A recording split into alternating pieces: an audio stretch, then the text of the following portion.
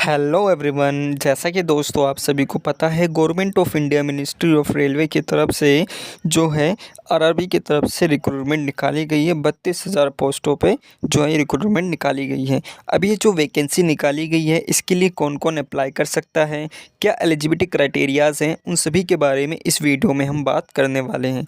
तो दोस्तों, अगर आप चैनल पर फर्स्ट टाइम विजिट करें तो चैनल को ज़रूर सब्सक्राइब कर देना और बेल आइकन को प्रेस कर देना, ताकि आपको वीडियो का जो अपडेट है, नोटिफिकेशन है, वो आपको मिलता रहे। तो चलिए दोस्तों, बिना किसी देरी के वीडियो को शुरू करते हैं। सबसे पहले यहाँ पे आप इम्पोर्टेंट डेट्स देख लीजिए कि आखिर आप सभी के जो एप्लीकेशन फॉर्म है वो कब तक और कब से शुरू हुए हैं। जैसे आप सभी के जो डेट ऑफ पब्लिकेशन जो नोटिफिकेशन है, ये 22 जनवरी 2025 से हो चुके हैं। यहाँ पे आप देख सकते हैं रजिस्ट्रेशन जो रहेंगे एप्लीकेंट्स के 23 जनवरी से शुरू होंगे और 22 फरवरी 2025 तक लास्ट डेट रहेगी अप्लाई करने की। Date for application fee payment after closing, जो पेमेंट करेंगे आप वो 23 फरवरी से 24 फरवरी तक ऑनलाइन पेमेंट आप कर सकते हैं। लास्ट डेट जो पेमेंट करने की ये 24 फरवरी है, लेकिन आपको यहाँ पे 24 फरवरी का वेट नहीं करना है। अगर आपको सीरियसली ये फॉर्म फिल करना है तो आपको 22 फरवरी से पहले ही अपने एप्लीकेशन फ़ीस जो है वो पे कर देनी है। इसके अलावा यहाँ पे आप देख सकते हैं, please note details field be create an account from the chosen railway can not be modified. यहाँ पे जो भी आप डिटेल्स फिल करेंगे वो एक बार यहाँ पे जो है चेंज नहीं कर सकते। तो यहाँ पे दोस्तों, जो आप सभी रजिस्ट्रेशन करेंगे वो आपको सही तरीके से करनी है। ये नहीं है कि आपने अगर एक बार अपनी कोई डिटेल फिल कर दी, उसको दोबारा से फिर यहाँ पे आप एडिट करने के चक्कर में आप लगे हों, तो ऐसा बिल्कुल भी आपको नहीं करना है। यहाँ पे आप देख सकते हैं पोस्ट जो रहने वाली वेरियस पोस्ट पे वैकेंसी निकाली गई है। पे स्केल देख सकते हैं। इसके अलावा मेडिकल स्टैंडर्ड क्या होना चाहिए ये आगे आपको बताया जाएगा। एज लिमिट देख सकते हैं, 18 से 36 साल के आपके भी अगर आप हैं तो यहाँ पे आप अप्लाई कर सकते हो। टोटल वैकेंसीज़ जो हैं ये 32,438 है। इसके अलावा दोस्तों, यहाँ पे आप सभी को जो है कुछ इम्पोर्टेंट इंस्ट्रक्शंस दिए गए हैं, जो कि बेसिक इन्फॉर्मेशन है। जैसे यहाँ पे पहले पैराग्राफ में कहा जा रहा है कि आप सभी को लास्ट डेट से पहले अपने जो एप्लीकेशन फॉर्म है वो फिल कर देने हैं और सबमिट कर देने हैं।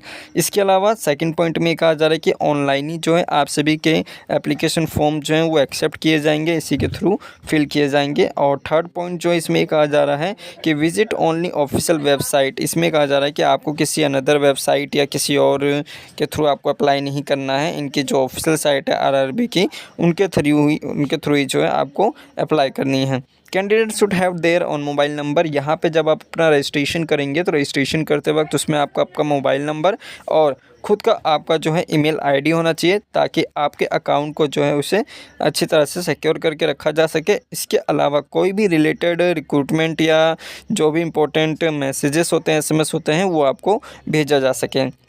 और for changes of mobile number and email address at any changes and, और यहाँ पे आप देख सकते हैं there will be not entertain any request for change for mobile number and email address. तो इसलिए मैं आपको कह रहा हूँ कि आप सभी जो रजिस्ट्रेशन करेंगे या तो यहाँ पे जो भी आप फिल करेंगे उसमें आपका मोबाइल नंबर और ईमेल आईडी आपको अच्छी तरह से फिल करना है, क्योंकि एक बार रजिस्ट्रेशन कर देने के बाद वो दोबारा से चेंज नहीं किया जा सकता, काफ़ी मुश्किल रहेगा। Only one online registration is permitted through one mobile. एक मोबाइल के जरिए ही यहाँ पे आप किसी भी कोई एक रजिस्ट्रेशन यहाँ पे आप जो है कर सकते हैं। Application are to submitted online only through the link provided on RRB website only, ये बता दिया गया आपको। और the selection of railway once exist shall be final. तो यहाँ पे ये सारी चीज़ सिलेक्शन के बाद की है।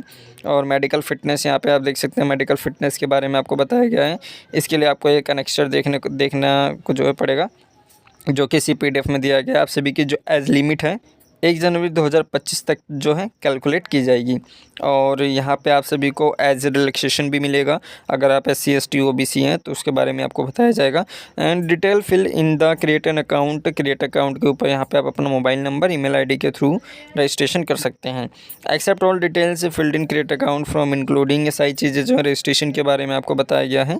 तो रजिस्ट्रेशन यहाँ पर आप करना चाहें कर सकते हैं। और इम्पोर्टेंट इंस्ट्रक्शंस है, ये सारी चीज़ें पॉइंट्स यहाँ पर आप पढ़ना चाहें पढ़ सकते हैं।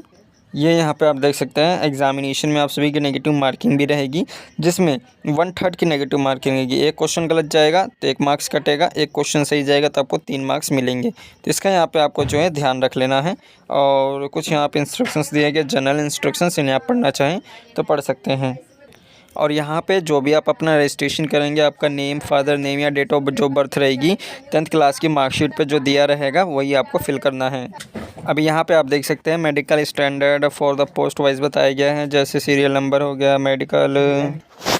अब यहाँ पे दोस्तों आप देख सकते हैं कि आप सभी के सामने मेडिकल स्टैंडर्ड दी गई। जैसे यहाँ पे मेडिकल स्टैंडर्ड क्या है, A2 है, A3 है, इसके अलावा यहाँ पे B1 है, B2 है, C1 है, C2 है।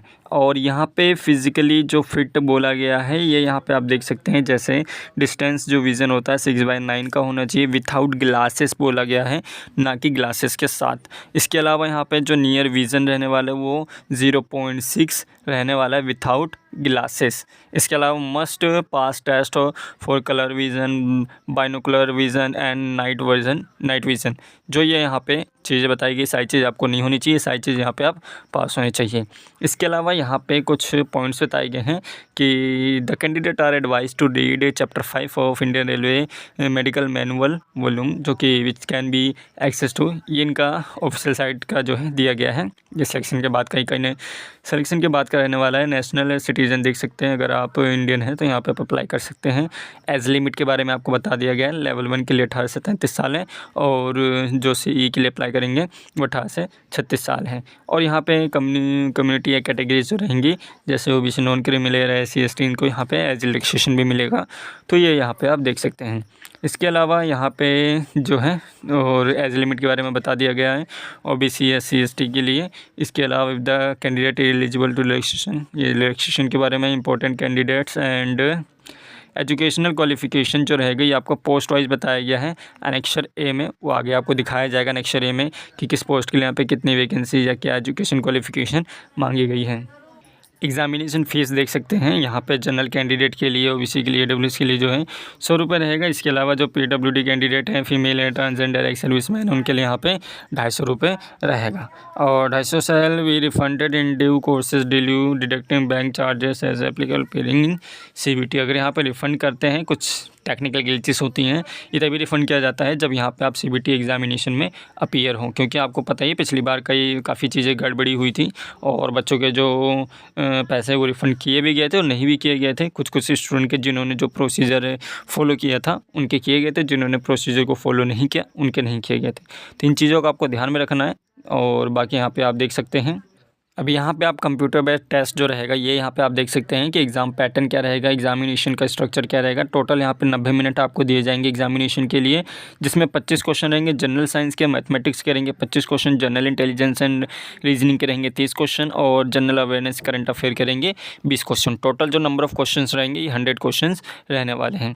इसके अलावा यहाँ पे there will be negative marking 1/3। ये आपको बता दिया गया है कि नेगेटिव मार्किंग भी रहेगी, जिसमें यहाँ पे जो कम्युनिटीज़ हैं, जो मिनिमम परसेंटेज जो रिक्वायर रहता है क्वालिफाई करने के लिए, अनरिजर्व के लिए 40% है, EWS के लिए 40% है, OBC के लिए यहाँ पे 30% है। तो ये सारी चीज़ें यहाँ पे आप देख सकते हैं। क्वेश्चन टाइप एंड सिलेबस भी देख सकते हैं, जैसे मैथमेटिक्स में क्या रहेगा, नंबर सिस्टम रहेगा, बोर्ड मास है, डेसिमल है, फ्रैक्शन है, LCM SCF, ratio and proportion है, परसेंटेज है, मेंसुरेशन है, टाइम एंड वर्क है, टाइम एंड डिस्टेंस है। सारी चीज़ें यहाँ पे आपको पढ़ने को दी जाएंगी। जनरल साइंस में यहाँ पे आप देख सकते हैं the syllabus under this shall cover physics, chemistry, life science of 10th standard level.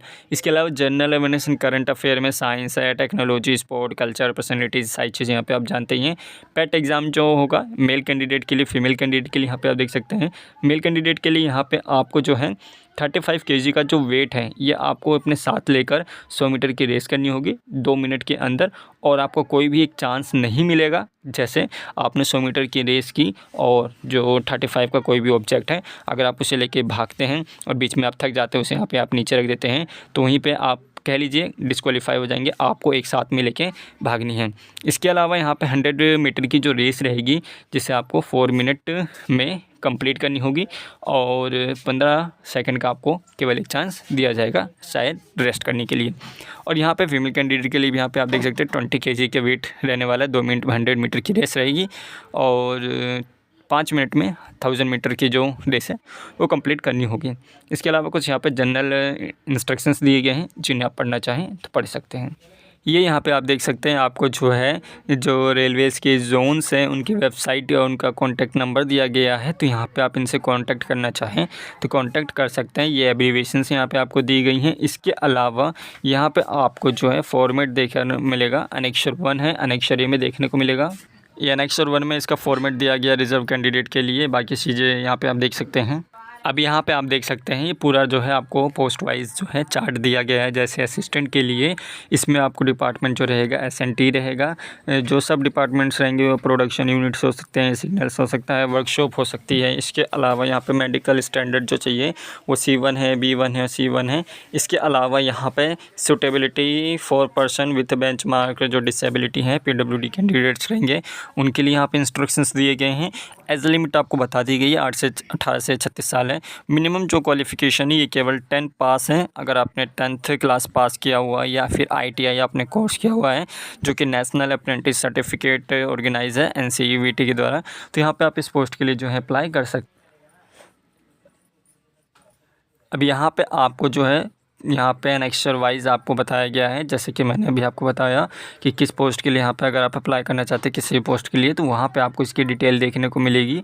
जैसे असिस्टेंट की है तो इसमें आपका मैकेनिकल जो डिपार्टमेंट रहेगा, वर्कशॉप यहाँ पे आपका सब डिपार्टमेंट रहेगा। C1 के जो है मेडिकल स्टैंडर्ड होना चाहिए और जो PWD कैंडिडेट रहेंगे उनके लिए अलग से। बाकी अगर आपने 10th क्लास कम्प्लीट किया है तो यहाँ पर आप अप्लाई कर सकते हैं।